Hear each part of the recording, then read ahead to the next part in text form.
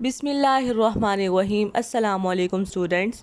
Class 9 chapter number 1 fundamentals of chemistry का जो आज हम टॉपिक पढ़ेंगे वो है कंपाउंड। टॉपिक को स्टार्ट करने से पहले मैं आपको ये बता दूं कि कंपाउंड कहाँ से आया। तो इसके लिए हम लोग बेसिक डेफिनेशंस की तरफ चलेंगे।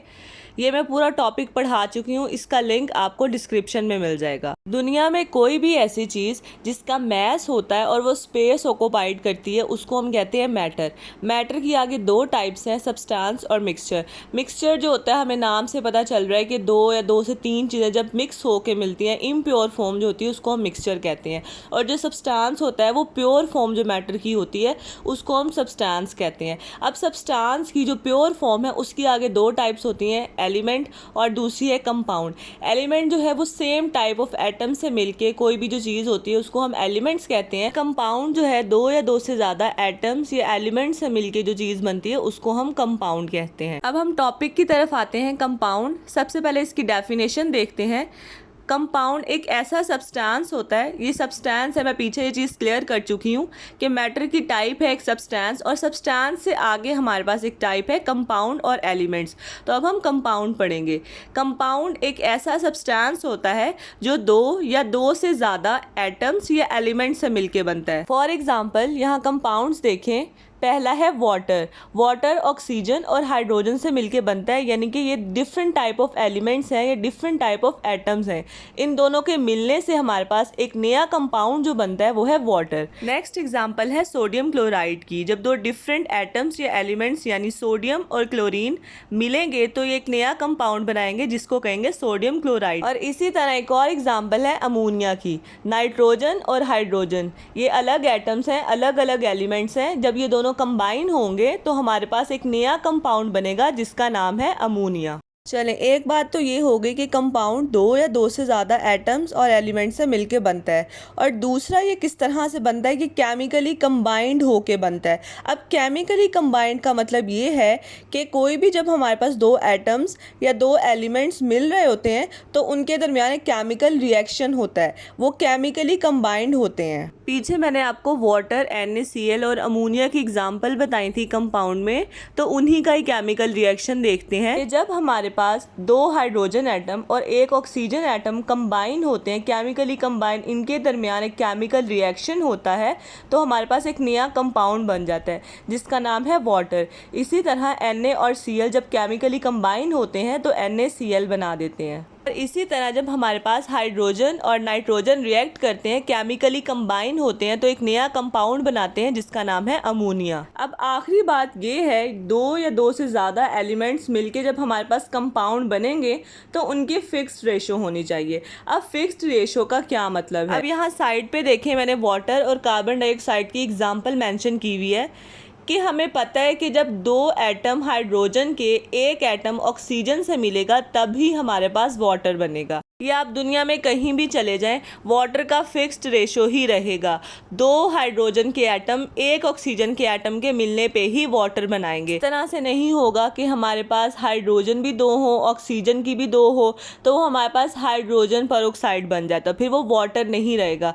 इसलिए वाटर की एक फिक्स्ड रेशो होती है। सेम इसी तरह कार्बन डाइऑक्साइड है, एक हमारे पास कार्बन का एटम और दो ऑक्सीजन के एटम जब केमिकली कंबाइंड होंगे तो कार्बन डाइऑक्साइड बना देंगे, इसका रेशो भी फिक्स्ड है। इस तरह जितने भी हमारे पास कंपाउंड बनते हैं उनका रेशो फिक्स्ड होता है। तो कंपाउंड की डेफिनेशन एक दफ़ा दोबारा से रिपीट करती हूँ कि कोई भी ऐसा सब्सटेंस जो दो और दो से ज़्यादा एटम्स या एलिमेंट जो केमिकली कंबाइंड हुए में हो और उनके फिक्स्ड रेशो हो, उनके मिलने से जो एक नई चीज़ बनेगी उसको हम कहते हैं कि वो हमारे पास है कंपाउंड। नेक्स्ट हम लोग देखते हैं प्रॉपर्टीज़ ऑफ कंपाउंड। सबसे पहले बात की गई है कि elements lose their properties. Elements अपनी खसूसियात खो देते हैं। फॉर एग्जांपल हमारे पास हाइड्रोजन है, हाइड्रोजन हमें पता है गैस है, ऑक्सीजन का भी पता है कि गैस है। अब ये दो डिफरेंट एलिमेंट्स हैं, डिफरेंट एटम्स हैं। जब ये केमिकली कंबाइंड होंगे और एक नया कंपाउंड बना देंगे तो नया कंपाउंड हमारे पास जो वाटर बना है, वाटर तो गैस नहीं है, वाटर हमारे पास लिक्विड फॉर्म में होता है। लिक्विड स्टेट में होता है। तो इस तरह से क्या था कि हाइड्रोजन और ऑक्सीजन, वैसे तो ये इंडिविजुअली इनको देखा जाए तो इनकी प्रॉपर्टीज़ और थी। जब हमारे पास एक नया कंपाउंड बना है वाटर, इसकी प्रॉपर्टीज़ और हैं, तो हमारे पास हाइड्रोजन और ऑक्सीजन तो ख़त्म हो गए क्योंकि वो उनकी इंडिविजुअलिटी ख़त्म हो गई है, वो केमिकली कंबाइंड हो चुके हैं और एक नया सब्सटेंस बन चुका है। तो उनकी अपनी जो इंडिविजुअली प्रॉपर्टीज़ थी वो भी ख़त्म हो जाएंगी। इसी तरह जब हमारे पास new substance has different properties, जो न्यू सब्सटेंस बनेगा उसकी डिफरेंट प्रॉपर्टीज़ होंगी। जैसे मैंने वाटर की एग्जांपल दी थी कि हाइड्रोजन और ऑक्सीजन की और प्रॉपर्टीज़ थी, लेकिन जब एक नया सब्सटेंस हमारे पास नया कंपाउंड बन गया तो उसकी प्रॉपर्टीज़ और थी, पहले वाले से डिफरेंट होंगी। इसी तरह यहाँ Na और Cl यानी सोडियम और क्लोरीन की एग्जांपल दी हुई है कि इनकी पहले प्रॉपर्टीज़ और थी, जब ये केमिकली कंबाइंड होकर इन्होंने सोडियम क्लोराइड बना दिया NaCl, इसको हम टेबल सॉल्ट भी कहते हैं, जो आपके घरों में नमक यूज़ होता है, सोडियम क्लोराइड कहते हैं उसको। तो अब ये जो नया सब्सटेंस या नया कंपाउंड हमारे पास बना है, इसकी प्रॉपर्टीज़ कम्प्लीटली डिफरेंट होंगी पहले वाले दो एलिमेंट से। नेक्स्ट है कि compounds can't be broken down by physical method. तो वाटर की एग्जांपल लेते हैं कि हाइड्रोजन और ऑक्सीजन के मिलने से जब हमारे पास वाटर बन जाता है, एक कंपाउंड जब हमारे पास बन गया है उसको हम दोबारा से तोड़ के, वाटर आपके पास घरों में होता है, उसको आप तोड़ के हाइड्रोजन या ऑक्सीजन में तो कन्वर्ट नहीं कर सकते ना, या सॉल्ट आपके घरों में है उसको आप तोड़ के या किसी भी फिजिकल मैथड से सोडियम या क्लोरीन में कन्वर्ट नहीं कर सकते। तो कोई भी जब हमारे पास कंपाउंड होगा उसको हम नहीं तोड़ सकते किसी भी फिजिकल मैथड से। नेक्स्ट प्रॉपर्टी है fixed ratio by mass. Compound का फिक्स्ड रेशो होता है, वो मैंने आपको बता दिया था। बाय मास का क्या मतलब है कि उसका जो मास होता है वो भी फिक्स्ड होता है। अब वाटर में हमें पता है कि 2 हाइड्रोजन होते हैं और 1 ऑक्सीजन एटम होता है। तो 2 जो हाइड्रोजन है उनका मास होगा 2 और ऑक्सीजन एटम का मास होता है 16 + 2 18। तो वाटर का हमेशा जो मास है वो 18 ही रहेगा। आप कहीं भी इसको देख लें, वाटर का मास जो होता है वो 18 ही होता है। इसी तरह डिफरेंट कंपाउंड्स की एग्जांपल ले लें। हमने पीछे रेशो में वाटर और कार्बन डाइऑक्साइड देखा था, तो इधर भी हम लोग इन्हीं की एग्जांपल लेते हैं। वाटर का मास मैंने आपको बता दिया। अब कार्बन डाइऑक्साइड का मास, कार्बन का हमें पता है 12 होता है मास, और जो ऑक्सीजन है उसका 16 होता है। लेकिन कार्बन डाइऑक्साइड में CO2 O2 ऑक्सीजन 2 हैं, तो 16 को 2 से मल्टीप्लाई करेंगे। इस तरह हमारे पास कार्बन डाइऑक्साइड का जो मास बनेगा वो बनेगा 44। कंपाउंड्स का एक फिक्स्ड मास होता है, ठीक है, एक फिक्स्ड रेशो होती है बाय मास। उनका जितना भी मास होता है वो फिक्स्ड होता है, वो कभी भी कहीं भी चेंज नहीं होता। लास्ट प्रॉपर्टी है रिप्रेजेंटेड बाय केमिकल फार्मूला। कोई भी हमारे पास कंपाउंड है उसको एक केमिकल फार्मूला से रिप्रेजेंट करते हैं। जैसे वाटर है, उसका केमिकल फार्मूला है H2O। कार्बन डाइऑक्साइड है, उसका केमिकल फार्मूला है CO2। सोडियम क्लोराइड का केमिकल फार्मूला है NaCl। इस तरह जितने भी हमारे पास कंपाउंड्स हैं उनका एक स्पेसिफिक केमिकल फार्मूला होता है। नेक्स्ट हमारे पास है types of compound on the basis of bonding. हम बॉन्डिंग की बेस पे देखेंगे कि हमारे पास कंपाउंड की कौन सी टाइप है।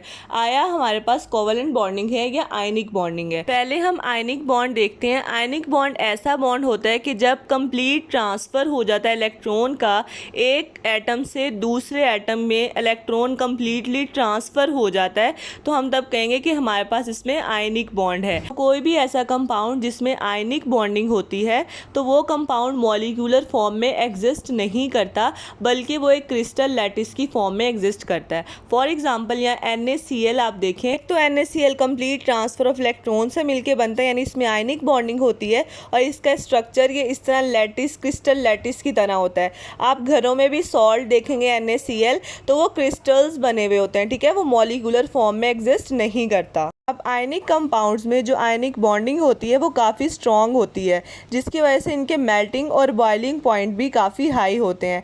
As compare to covalent compound इनके मेल्टिंग और बॉइलिंग पॉइंट काफ़ी ज़्यादा हाई होते हैं। अब पीछे मैंने आपको एक बात बताई थी कि हम कंपाउंड्स को केमिकल फार्मूला से रिप्रेजेंट करते हैं। अब एक ऐसा कंपाउंड जिसमें आयनिक बॉन्डिंग हो तो उसका जो केमिकल फार्मूला है उसको हम कहते हैं फार्मूला यूनिट्स, यानी आयनिक कंपाउंड्स के जो केमिकल फार्मूलाज हैं उसको हम लोग कहते हैं फार्मूला यूनिट्स। अब नेक्स्ट बारी है कोवलेंट कंपाउंड्स की। कोवलेंट कंपाउंड्स में कोवलेंट बॉन्डिंग होती है। कोवलेंट बॉन्डिंग हमेशा इलेक्ट्रॉन के म्यूचुअल शेयरिंग से बनती है, यानी दो एटम्स वो एक ही इलेक्ट्रॉन को एट अ टाइम शेयर करके बॉन्ड बनाया हुआ होगा, उसको हम लोग कहते हैं कोवलेंट बॉन्डिंग। ऐसे कंपाउंड जिसमें कोवलेंट बॉन्डिंग होती है वो हमेशा मॉलिक्यूलर फॉर्म में एग्जिस्ट करते हैं। For example water, HCl, H2SO4, CH4, CO2 and many more. इसके अलावा कोवलेंट बॉन्डिंग जो होती है वो as compare to ionic bonding थोड़ी कम स्ट्रॉन्ग होती है, इसलिए इसका मेल्टिंग और बॉइलिंग पॉइंट भी लो होता है। इसके बाद जो कोवलेंट कंपाउंड्स होते हैं इसके केमिकल फार्मूला को हम लोग कहते हैं मॉलिक्यूलर फार्मूला। अब नेक्स्ट बुक पे एक टेबल बना हुआ है जिसमें डिफरेंट कंपाउंड्स हैं और उनके केमिकल फार्मूलाज लिखे हुए हैं।